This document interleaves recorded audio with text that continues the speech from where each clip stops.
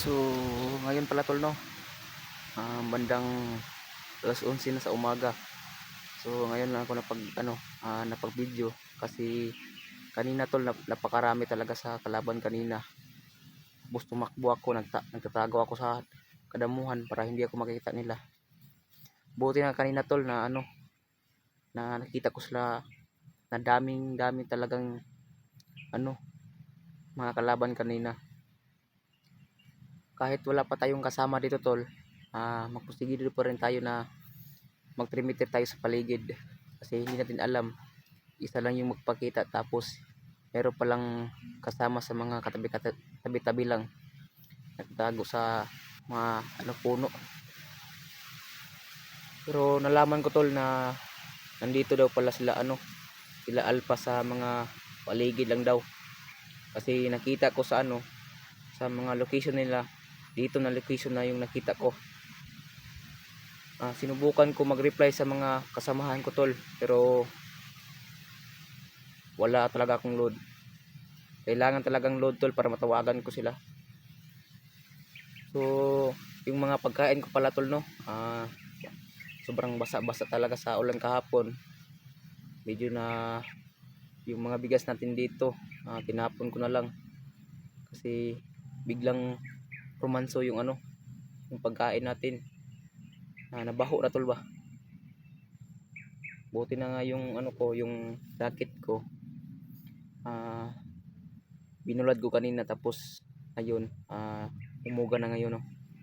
Kasi kahapon tol sobrang basa-basa natin kahapon tol. Kahit wala tayong kasama dito, trimitir pa rin tayo tol, kasi manalig lang tayo sa Panginoon tol na nawa na walang mangyari masama po sa atin. Sa lahat ng mga silent viewers natin dyan tol, maraming salamat po sa inyong lahat kasubaybay sa ating mga video. Sa lahat ng panood sa unang video ko tol, maraming salamat po sa inyong suporta nyo sa akin. Lahat ng mga pagkain ko dito tol, mga inutang talaga kasi kailangan ko na lang tumulong sa mga kasamahan ko kasi nangailangan sila ng tulong ko. Biglaan kasi yung pinag-akyat ko dito tol. Biglaan kasi hindi na ako nakapagdala ng gamot. Isa yung gamot tol na naiiwanan ko. Nakalimutan ko na mag-uutang sa tindahan. Buti na nga yung inutangan ko na tindahan tol, sa akin, nagpa-uutang sa akin. Pero kapag makababa ako tol, babayaran ko naman. Kasi ngayon tol wala talaga akong kwarta pira ngayon. So ngayon tol, tara patuloy po tayo sa sa pag lakad ngayon. Kahit wala tayong makita dito, perimeter pa rin tayo tol. So ngayon tol, tara.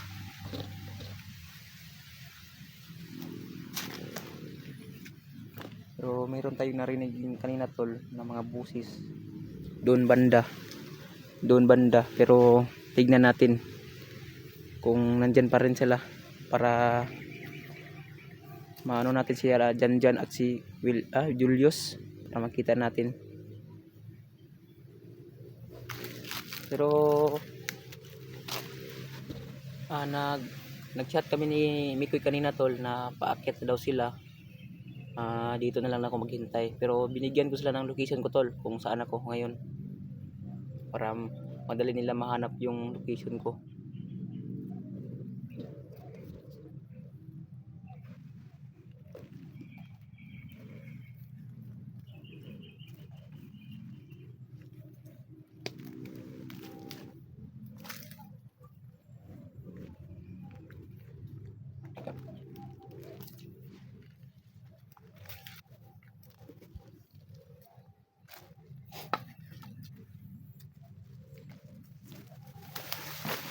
Okay.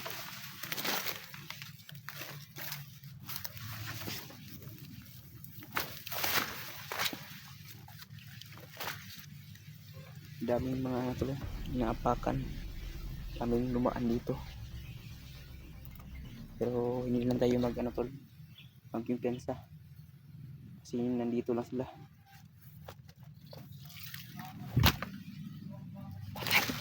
Go ka bata daw.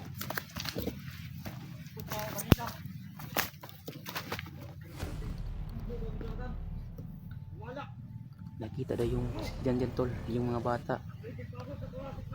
Mabilis na tumakbo tapos hindi nila nakita, baka nandito lang, baka nakatago lang sa damuhan.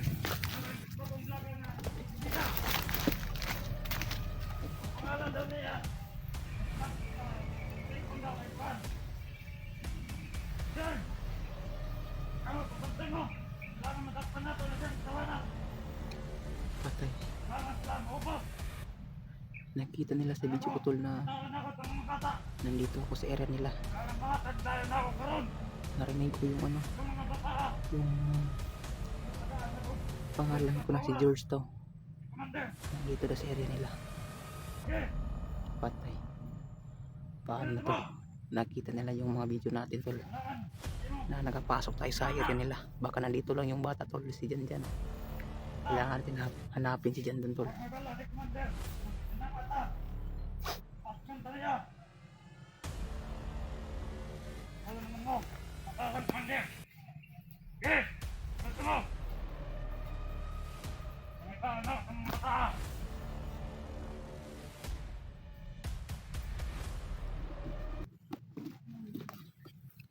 Nakita daw nila si Jan tol na tumakbo dito.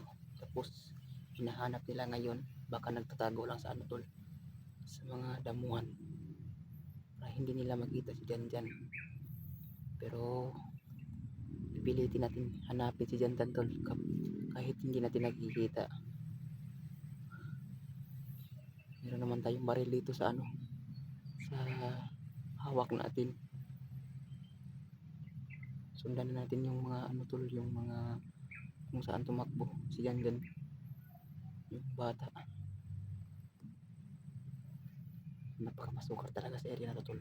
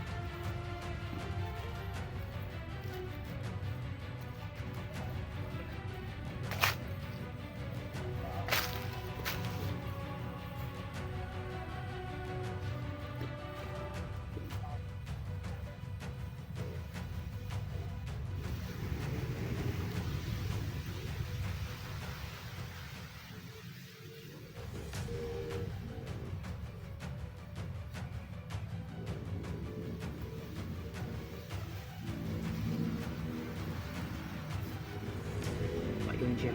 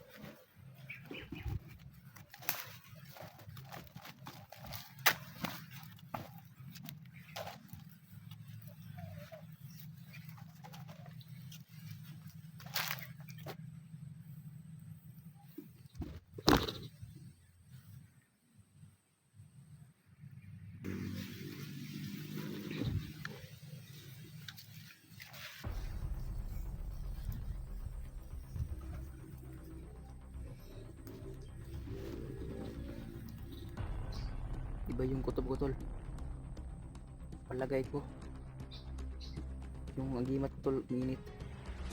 Alam ko na yung mga nila dito may kalaban ng ano yun tayo dito buwarilin.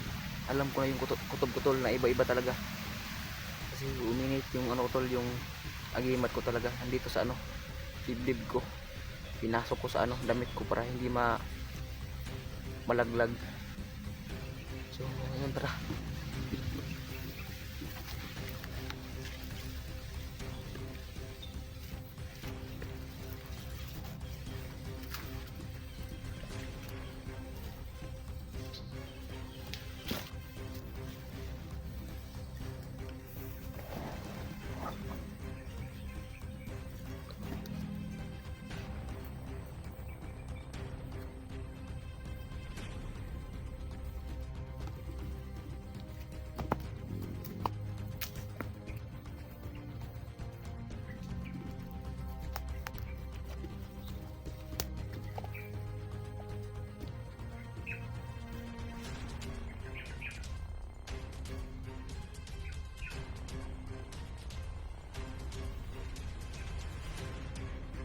Silipin natin to.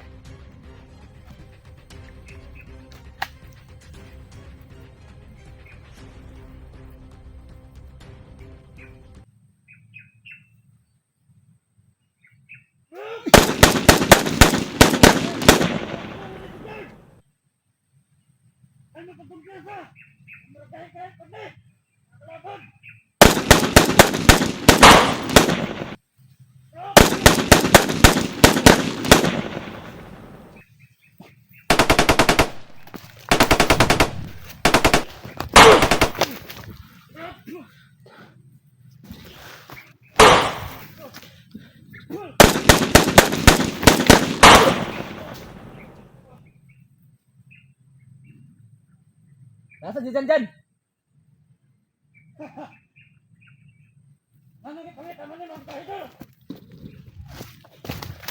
Gusto na lang magbago ba de? Maupag mo.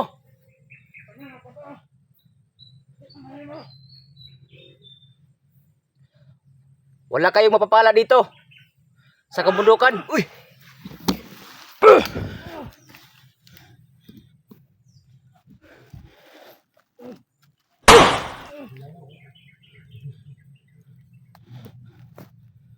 Uy.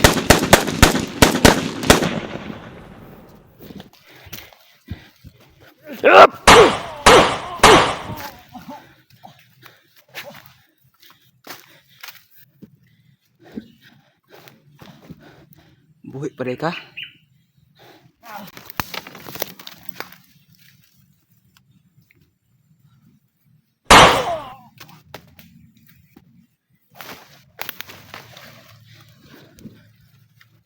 Diba sinabi ko na sa iyo na magbago ka na, pero hindi ka maniwala sa akin. Diba yung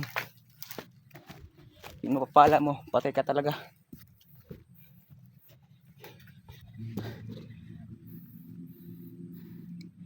Hindi siya naniwala sa akin tol. Binaril tayo. Gusto ko lang tumulong sa kanya na magbago siya, pero mahirap talagang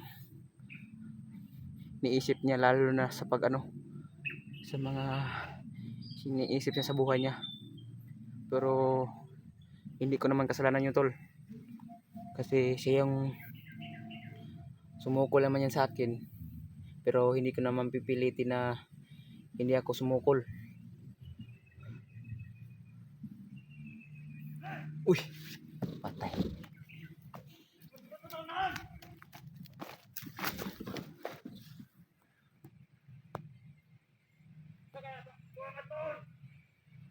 Patay. Nakita nila yung ano, narinig yung mga putok natin.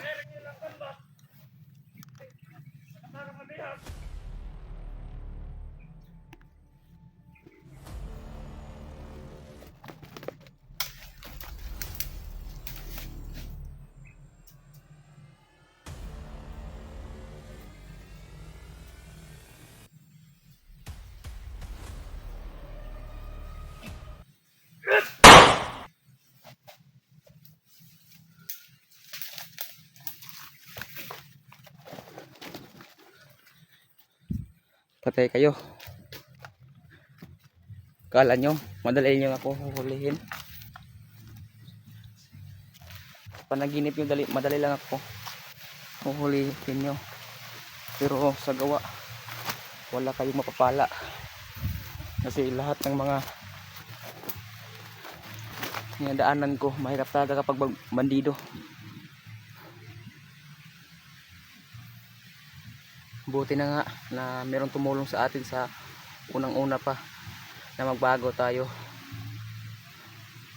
So ngayon nandito na tayo sa sa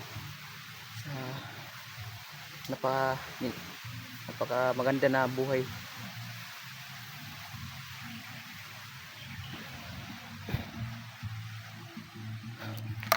Tara.